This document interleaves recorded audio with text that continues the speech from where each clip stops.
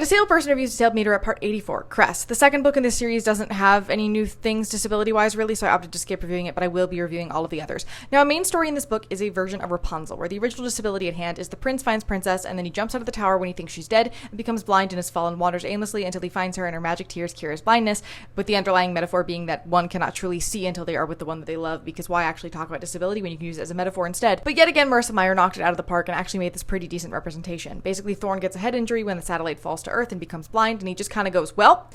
we're stuck in a desert and I can't see, but we're going to figure it out because we need to not die. And so he makes a makeshift cane, he learns how to accommodate himself fairly quickly, and he and Cress work together to find their way to survival. And obviously, he needs help. He has her audio describe things and kind of point him in the right direction, but he also very much supports and helps her in a different way, so they both feel equally vulnerable and complicated. There are a few lines that are like, he's very good at this thing despite his blindness, which if it were a character who had been, say, born blind, that would be a frustrating description, but he is literally relearning how to navigate the world. So I think it's a completely reasonable thing for them to comment on. Also, he gains skills quickly to the point where he's still a really good fighter, and it's fantastic. He does get cured at the end, and normally that would be a thing to critique since most disabled characters are either cured or killed at the end of their story, but it's more like treatment for this exists in this world but it's hard to get at, but we're going to try so that you can pilot the ship again, rather than any specific disability is inherently negative narrative like that idea is usually used with. And we also see that the recovery process for him is kind of rocky, so once again, major win, go read the Lunar Chronicles, and I'll be back with a review of the next book next month.